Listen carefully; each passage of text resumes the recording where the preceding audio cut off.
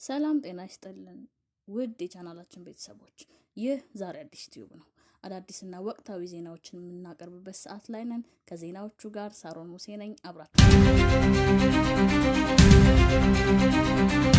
እንደ አውሮፓውያን አቆጣጠር በጥቅምት 10 የተቋቋመው ደካማ የተኩስ አቁም አሁንም በስራ ላይ ነው። ነገር ግን በጋዛ መሬት ላይ ያሉ ነዋሪዎች እለት በእለት ህይወታቸው ላይ ምንም አይነት እውነተኛ ለውጥ እንዳልተደረገ ዘግበዋል።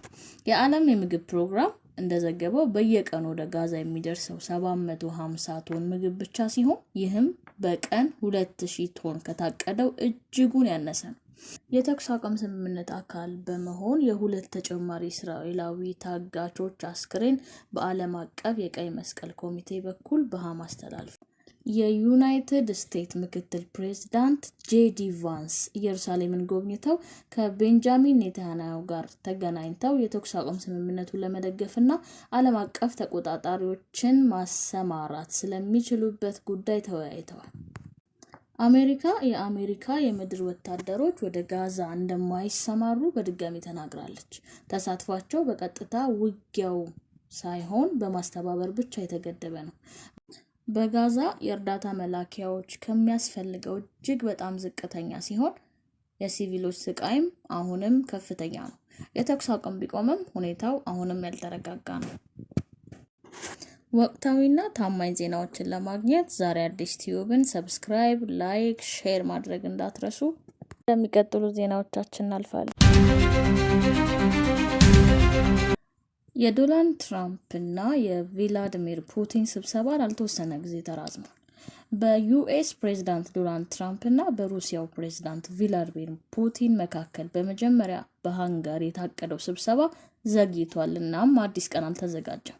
ስብሰባው እየተካሄደ ባለው የሩሲያና የዩክሬን እስካሁን ባልተቋረጠው ግጭት ሳቢያ እንዲሁም በአካባቢው ባለው የጂኦፖለቲክስ ጉዳይ ላይ ይወያያሉ ተብሎ ይጠበቅ ነበር። ለሌላ ጊዜ ማስተላለፋቸው አለመግባባቶችን ወይም በመጨረሻ ደቂቃ ላይ በዲፕሎማሲያዊ እቅዶች ላይ ለውጦች ሊያመለክት ይችላል ተብሎ ይጠበቅ ነበር። አንዳንድ ዘግቦታል።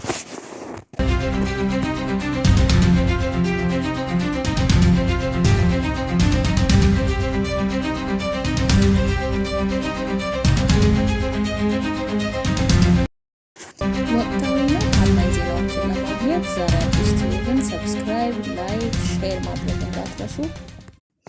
በሀገራችን በምስራቁ ክፍል ጥቅምት 11 ቀን 2018 ዓ.ም ሰኞ ምሽት ነጋዴዎችንና እቃዎቻቸውን ጭኖ በመጓዝ ላይ የነበረ ባቡር በጅቡቲ ድንበር አቅራቢያ ከምትገኘው ደዋሌ ሲመለስ ከቆመ ባቡር ጋር በመጋጨቱ ቢያንስ 14 ሰዎች ሲሞቱ በርካታ ሰዎች ቆስለዋል ሲል የአካባቢው ባለስልጣን ተናግሯል። የድሬዳዋ ከንቲባ ኢብራሂም ኡስማን ማክሰኞ በፌስቡክ ገጻቸው ላይ በሰጡት መግለጫ የሟቾቹን ሞት አረጋግጠው በተፈጠረው አደጋና በሞቱት ሰዎች ማዘናቸውን ገልጸዋል።